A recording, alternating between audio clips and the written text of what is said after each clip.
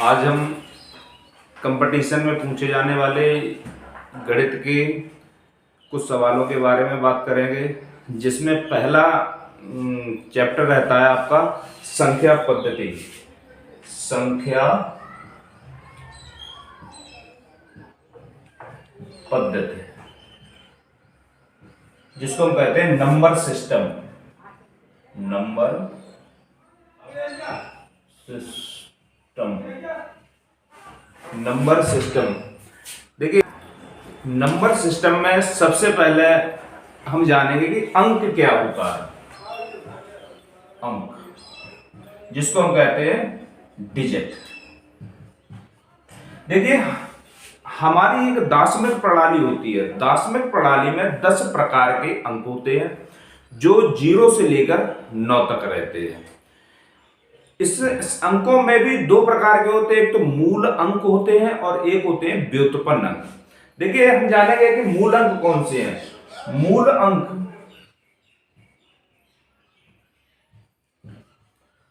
अंक हमारे 0, 1, 2, 3, 4, 5, 6, 7, 8 और 9 जो 10 प्रकार के हैं। इसके बाद मूल अंकों से व्युत्पन्न अंक बनाए जाते हैं, जिसको हम बोलते हैं अंक। जैसे मूल अंकों से मैंने लिया 1 और उसके बगल में रख लिया 0, हमारा क्या बना 10। 11 यानी 1 1 2 बार लिया। 12 1 2 लिया। 1 3 लिया। 1 4। जो मूल अंकों से प्राप्त किए जाते हैं उनको हम बोलते हैं व्युत्पन्न अंक। अब बात आती है कि इसके आगे कि इनमें कई चीजें ऐसी हैं जो हमसे प्रतियोगी परीक्षाओं में पूछी जाती हैं, जैसे प्राकृतिक संख्या। प्राकृतिक संख्याएं क्या होती हैं? देखिए, प्राकृतिक संख्याएं क्या होती हैं? गिनती की संख्याओं को, जिनसे हम वस्तुओं का गिनना प्रारंभ करते हैं, गिनती की संख्याओं को हम प्राकृतिक संख्या कहते हैं और यह अनंत तक होती हैं। 1 2 3 डॉट डॉट डॉट इन्फिनिटी तक, अर्थात अनंत तक। गिनती किसी वस्तु को गिनने में प्रयोग किए जाने वाले अंक को हम प्राकृतिक संख्या, जिनका अंतिम मान अनंत होता है, इनका कोई अंतिम मान नहीं होता है। इसमें फिर आता है आपका पूर्ण संख्या। पूर्ण संख्या प्राकृतिक संख्याओं में यदि शून्य को बढ़ा दिया जाए, प्राकृतिक संख्याओं में यदि हम शून्य को बढ़ा दें, जैसे 1 0 1 2 3 4 डॉट डॉट डॉट इन्फिनिटी तक। अब प्रतियोगी परीक्षाओं में पूछे जाने वाले प्रश्न इस तरह से रहेंगे कि मान लीजिए कई तरीके से कि पूर्ण संख्या, सबसे छोटी पूर्ण संख्या, सबसे छोटी पूर्ण संख्या। तो सबसे छोटी पूर्ण संख्या कौन सी है हमारी? शून्य। अगर हो सकता है प्रश्न में अंक दे दिए हो कि इनमें से सबसे छोटी पूर्ण संख्या, तो देखिए मान लीजिए हमारे पास 2 है, 4 5 और 8। अब हमने पढ़ा क्या कि इनमें से सबसे छोटी पूर्ण संख्या के बारे में पूछा गया तो हमारे दिमाग में क्या रहता है कि 0 है। ऐसा नहीं है, क्योंकि प्राकृतिक संख्याओं में 0 को बढ़ाया गया है। तो इनमें से सबसे छोटी पूर्ण संख्या क्या रहेगी आपकी? 2, जबकि 2 पूर्ण संख्या भी है और प्राकृतिक संख्या भी है। यदि यहां पर प्रश्न रहता शून्य, इनमें से, तब तो शून्य होता, या 2 से 1 होता तब भी 1 होता। तो कहने का तात्पर्य है कि प्राकृतिक संख्या और पूर्ण संख्या, प्रश्न को बहुत अच्छे तरीके से समझना है, उसके बाद ही जवाब देना कि इनमें से अगर पूछता है तो पहले हम दी हुई संख्याओं को देखेंगे, क्योंकि प्राकृतिक संख्याओं में ही 0 को बढ़ाने पर हमें पूर्ण संख्या प्राप्त होती है। इसके बाद आता है आपका भाज्य संख्या। भाज्य संख्या। देखिए, भाज्य संख्याएं क्या होती है? वे संख्याएं जो स्वयं के अलावा, स्वयं और एक के अलावा कम से कम एक और संख्या से विभाजित होती हों। जो स्वयं और एक के अलावा कम से कम एक और संख्या से विभाजित होती हों। जैसे मान लीजिए मेरे पास 4 है, चार, चार का भाग हम चार में देंगे, एक बार जाएगा। एक का भाग हम चार में देंगे, चार बार जाएगा। तो एक तो हो गया स्वयं, ये आपका हो गया स्वयं, स्वयं की संख्या से स्वयं की संख्या में भाग देना। और एक प्रत्येक संख्या, प्रत्येक गिनती की संख्या जो है वो एक से तो विभाजित है ही है, तो एक का भाग चार में देंगे, चार बार जाएगा। इसके अलावा अब हमें ये देखना कि चार और किसी संख्या से विभाजित होती है। हम देखेंगे कि संख्या चार जो है दो से विभाजित है, दो दूनी चार। तो हमारी जो परिभाषा थी, परिभाषा में क्या कहा गया कि जो एक और स्वयं के अलावा कम से कम एक और संख्या से विभाजित हो, जो स्वयं और एक के अलावा कम से कम एक और संख्या से, कम से कम हो सकता है कि आपकी 8 हो, 8 तो 8 से विभाजित है, 8 1 से विभाजित है, 8 2 से विभाजित है, 8 4 से विभाजित है। तो नियम क्या, ये तो 4 बार विभाजित है, लेकिन परिभाषा का नियम क्या कि कम से कम एक और संख्या से। तो ऐसी संख्याएं, अब जैसे 4 है, आपका 6 है, 6 के बाद आपका 8 है, 8 के बाद आपका 10 है। ये ऐसी संख्याएं जो एक और स्वयं के अलावा कम से कम एक और संख्या से विभाजित होती हैं, ऐसी संख्याएं भाज्य संख्याएं कहलाती हैं। अब आती है बात, अभाज्य संख्याएं कौन सी होती हैं? अभाज्य संख्या, देखिए अभाज्य संख्या की परिभाषा है कि वे संख्याएं जो एक और स्वयं के अलावा किसी अन्य संख्या से विभाजित न होती हो, किसी अन्य संख्या से विभाजित न होती हो, वे अभाज्य संख्याएं कहलाती हैं। जैसे आपका ले लिया मैंने 5 से विभाजित है, 5 का 5 में भाग देंगे, एक बार जाएगा। एक का भाग 5 में देंगे, 5 बार जाएगा।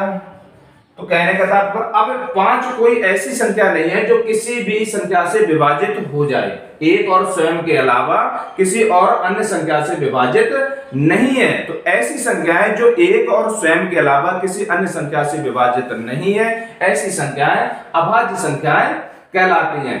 प्रश्न सबसे बड़ी बात यह है कि सबसे पहले यह पूछा जाता है कि सबसे छोटी अभाज्य संख्या कौन सी है? सबसे छोटी अभाज्य संख्या कौन सी है? तो देखिए संख्या 2 है, संख्या 2 सबसे छोटी अभाज्य संख्या है। 2 3 5 7 11 13 और 17 19, इस तरह से डॉट डॉट डॉट डॉट। अब हम एक चीज सीखेंगे कि प्रश्न सबसे ज्यादा इस तरह से पूछा जाता है, 1 से लेकर 100 तक कितनी अभाज्य संख्याएं हैं? कितनी अभाज्य संख्याएं हैं? तो हम कहेंगे 25 अभाज्य संख्याएं हैं। दूसरी चीज, कभी कभी प्रश्न इस तरह से पूछ लेता है कि 1 से लेकर 25 तक कितनी अभाज्य संख्याएं हैं? तो हम कहेंगे 9। 1 से लेकर 25 तक 9, और 25 से लेकर, हो सकता है प्रश्न इस तरह से रहे कि 25 से लेकर 50 तक कितनी अभाज्य संख्या है? तो हम कहेंगे 6। अभी हम इनको प्रूव करके दिखाएंगे, फिर उसके बाद में हो सकता है प्रश्न इस तरह से रहे 50 से 100 तक कितनी अभाज्य संख्याएं हैं? तो हम कहेंगे कि 10। अब देखिए हमें जानना यह है कि 1 से 25 तक कौन कौन सी अभाज्य संख्याएं हैं। 1 से लेकर 25 तक कौन सी अभाज्य संख्याएं हैं? देखिए सबसे पहले 2 3 5 7 11 13 17 19 23। हमने प्रश्न क्या किया कि 1 से लेकर 25 तक कितनी अभाज्य संख्याएं हैं, जिसमें मैंने बताया कि 9 संख्याएं 1 से लेकर 25 तक है। अब हम गिनेंगे 1 2 3 4 5 6 7 8 9, अर्थात हमें ज्ञात है कि 1 से लेकर 25 तक कितनी संख्या है? 9। 25 से 50 तक, 25 से 50 तक कितनी अभाज्य संख्याएं हैं? हम गिनेंगे कि 29 31 37 41 41 के बाद 43 43 के बाद 47। हमने संख्याएं कितनी बताई थी? 6 संख्याएं।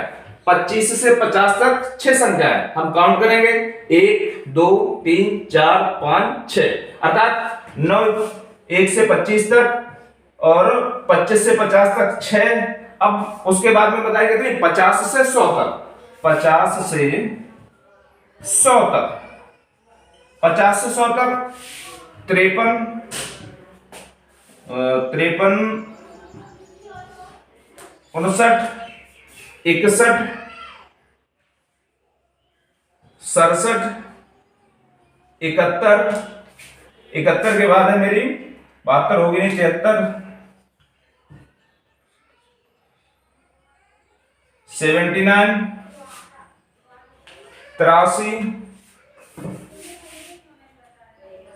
89